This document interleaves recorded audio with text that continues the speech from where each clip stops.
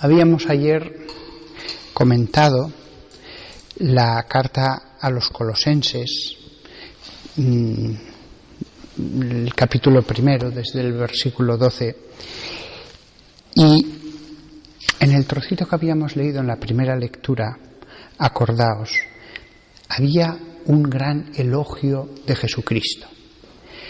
Lo primero era su relación respecto a Dios, después su relación respecto a la creación y por último su relación respecto a la Iglesia.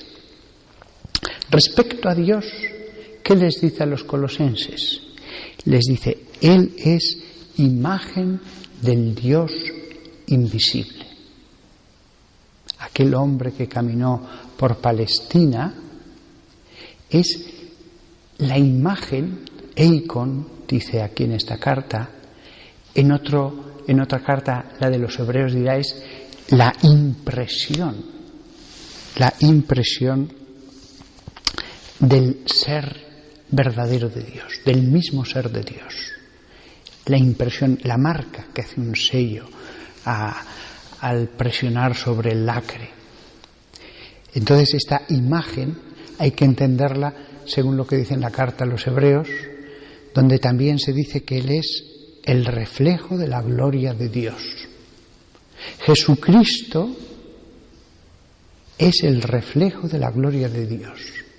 Esa imagen de Dios es luz, pero no una luz material que simplemente sería luz. Imaginaos que una persona normal y corriente, por un milagro de Dios, empezara a emitir luz, a despedir luz.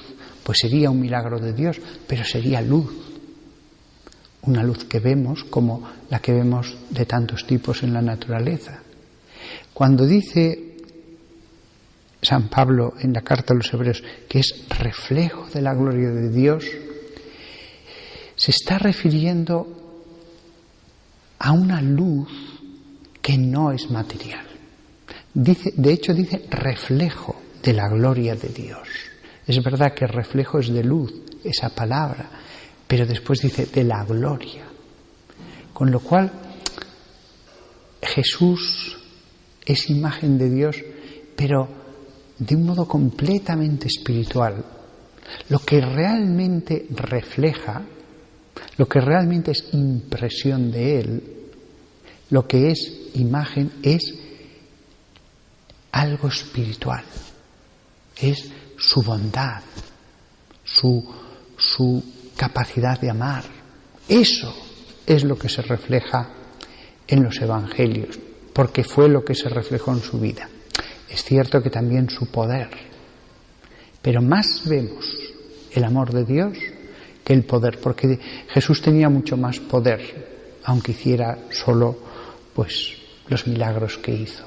Sin embargo, el amor sí que allí nos dio todo su amor. Él es imagen del Dios invisible. Cuando por fin ese Dios que no veíamos en el Antiguo Testamento se hace visible bajo la imagen de Jesús.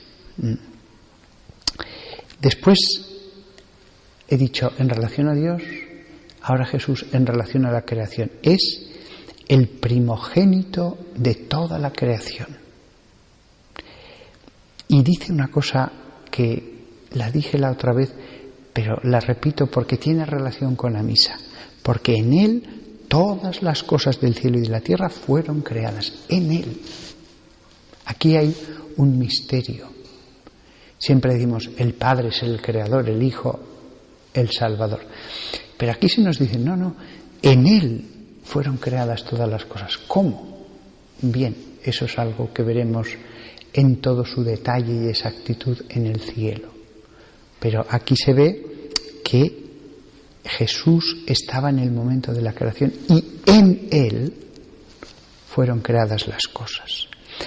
De hecho, especifica un poco más adelante, a través de Él y para Él. Y este es uno de los pasajes en que San Pablo se pone a describir un poco el cielo angélico, las glorias que pueblan los cielos donde tiene asentado su trono Dios. Lo que pasa es que no lo va a describir, simplemente va a enumerar jerarquías, tipos distintos de espíritus angélicos. He dicho jerarquías, aunque tampoco, ni en este pasaje ni en otros, en estas que voy a mencionar dice cuáles están unas por encima de otras. Después la tradición los ha ido colocando a unos encima de otros por repetición de una tradición, pero realmente la palabra de Dios nunca dice si están antes los tronos que los señoríos, kiriotetes, señoríos sería la traducción más exacta, o los dominadores, se suelen traducir como dominaciones, los arjai, o los exousai, las autoridades. Son términos que denotan gloria, señorío, dominación, autoridad, tronos, pero no se nos dice más. Como si Dios nos hiciera ver por un pequeño agujero, nos levantara un poco el velo de lo que hay en ese más allá, pero no se perdiera en explicarnos una serie de cosas que considera que ya son suficientes. Porque lo que busca es nuestra salvación, primero, y después nuestra transformación. Él nos dice lo que cree conveniente, pero cuando algo considera, bueno, ya suficiente, pues ya nos sigue. En este caso, respecto al mundo angélico, debemos siempre tener en cuenta esta realidad. Sabemos lo que Dios ha querido que sepamos. Después ya nosotros con nuestra razón solo podemos profundizar en la palabra de Dios, nada más. Pero grandioso debe ser ese mundo invisible de los cielos. Y entonces pasa a la Iglesia, su relación con la Iglesia. Dice, Él es la cabeza del cuerpo, la Iglesia. Esto es una cosa que debemos tenerla siempre en mente. La Iglesia como cuerpo. No veamos la Iglesia como mera estructura, como algo meramente humano, como mera jerarquía de hombres. Es un cuerpo vivo del cual es la cabeza. Por lo tanto, desde el momento en que uno se convierte a Dios, en el cristianismo, la Iglesia católica hay que verla como algo querido, porque es parte, iba a decir parte de Jesús. Jesús es la cabeza. La Iglesia es el cuerpo místico de Jesús. Y si herimos la Iglesia, estamos hiriendo a Jesús. Por eso le dirá, Saulo, Saulo, ¿por qué me persigues? La cabeza de la Iglesia es esa imagen de Dios, invisible.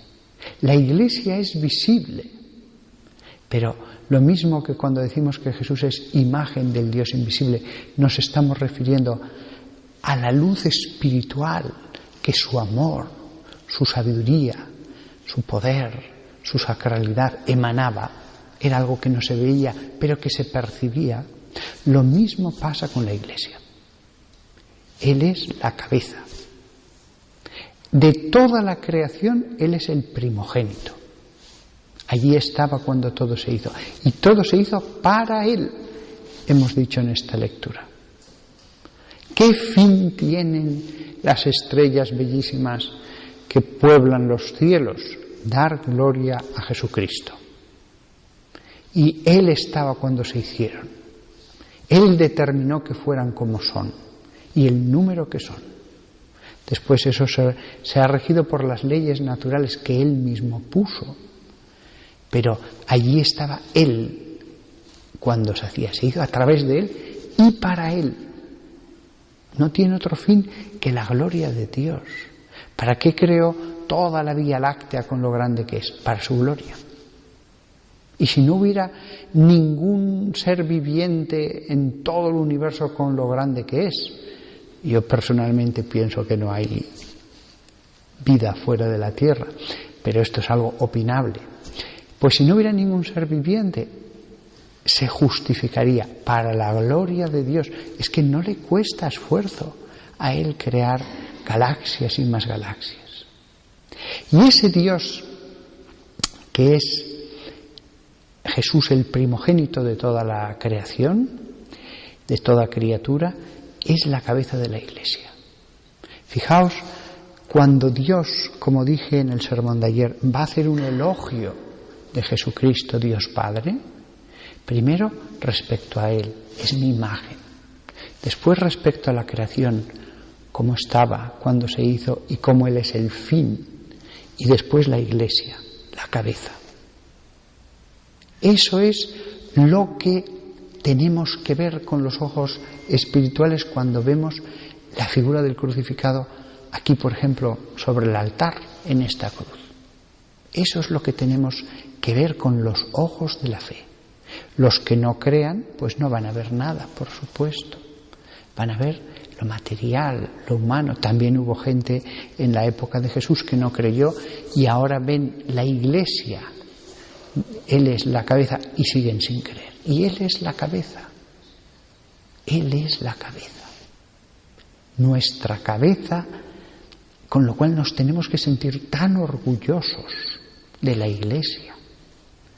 La Iglesia como la obra de Dios, como su mismísimo cuerpo.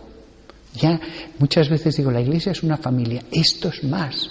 La palabra de Dios dice que es cabeza del cuerpo que es la Iglesia. Es más que ser una familia.